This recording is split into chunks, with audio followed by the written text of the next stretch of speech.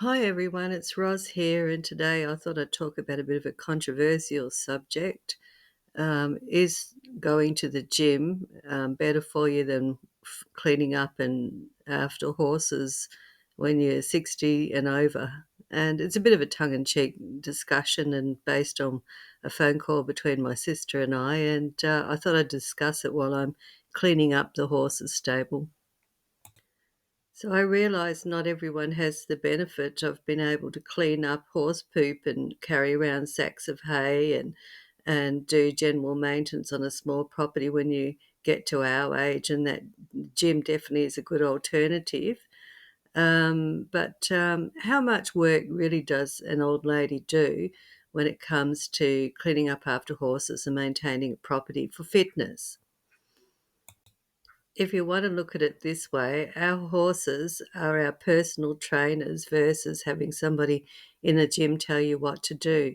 We do things because we have to feed animals, we have to clean up after animals, we have to rake up poo, we have to fix up fencing, we have to constantly maintain. So we're always on the move, and you have to be agile. So you have to be able to get up and down and through fences. You got to be able to lug around fairly heavy bags of hay. So if you don't do it, your horses starve. So there's always a motivation as an aging person, whether your body likes it or not, to keep going versus the motivation to go to the gym. Look, going to the gym's fantastic, and I think everybody should try and stay fit. Does it have the same psychological benefits? I don't know. I've never used a fancy app or anything to track my movements, but now watching myself on these videos, I realise just how active I really actually am. And because when you're on a farm, there's a million and one jobs to do. You never stop, and it doesn't matter whether you're 20 or 60 or 70. You still, if you've got responsibilities, you just have to keep going, whether it rains, sun, whether it's freezing, whether it's boiling to death. We have an obligation to our animals. And so every day there's things that need to be done on a country property. So that's your motivation if you love the country life versus if, in the city, you might have a rainy day and you think, oh, blow, I don't really feel like driving to the gym or walking to the gym. So, in some ways, I think we have the advantage over the fact that we are more motivated because if we don't do it, our animals don't get fed or they don't get looked after. So, I think in some ways, it's a healthier lifestyle for someone who lives in the country than the city. But look, debate me if you think I'm wrong. I see Bella and Billy as my personal trainers because often I'm motivated to work that bit faster and harder to get my chores done before they rock up from the back paddock. And the reason I do that is I know once I've got those bags of hay out, the greedy ones are eager to vie for a position to get to that bag of hay, and rather than have to fend them off, I speed the process up. And, look, the downside is they shouldn't be doing that, and I could get bossier with them and keep them out. But the upside is it makes me go faster. And when you get to my age, pushing yourself physically is not such a bad thing because it helps you to stay fitter. And I have three genetic diseases that constantly rack my body. And the only way I honestly stay on top of them is to force my body to work. And to work hard. Um, it's just one of those things. And I actually enjoy the challenge myself. So, like many country people, my day starts early. Usually, I'm out the door between 5 and 5:30 in the morning in the dark. It doesn't matter whether it's raining or not. Animals need to be fed first thing, and I usually wake up, have a cup of coffee, get myself outside, and give the animals, which is usually the horses, the dog, and the cat, their first feed for the morning because they're waiting. Then I go back in, have my second cup of coffee, wait till it's light. Then I go back out and I start doing the hay feeding and the rest of the animals. So that's my morning routine, day in, day out, every day of the year. It doesn't change.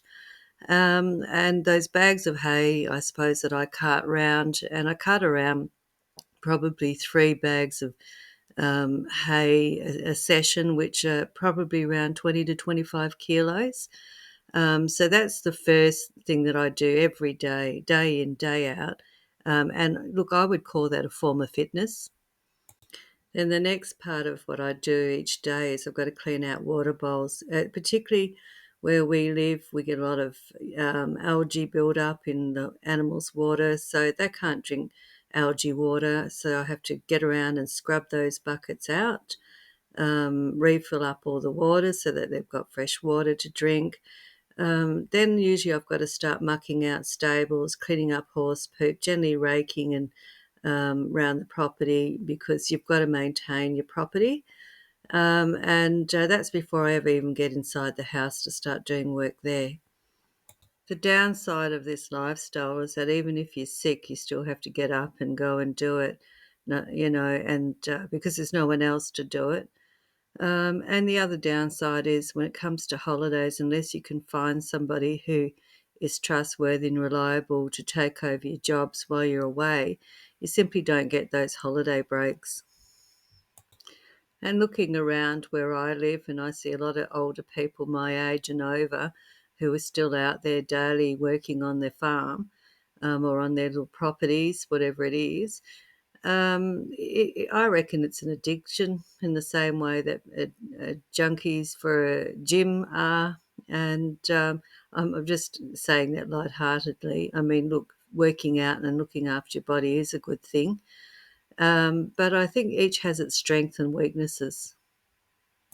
Maybe it's my age, but I see a lot of elderly country people still actively fit, and they don't look their age, to be honest, even though they've lived hard lives and worked with their hands out in the paddocks and done physical labour all their lives.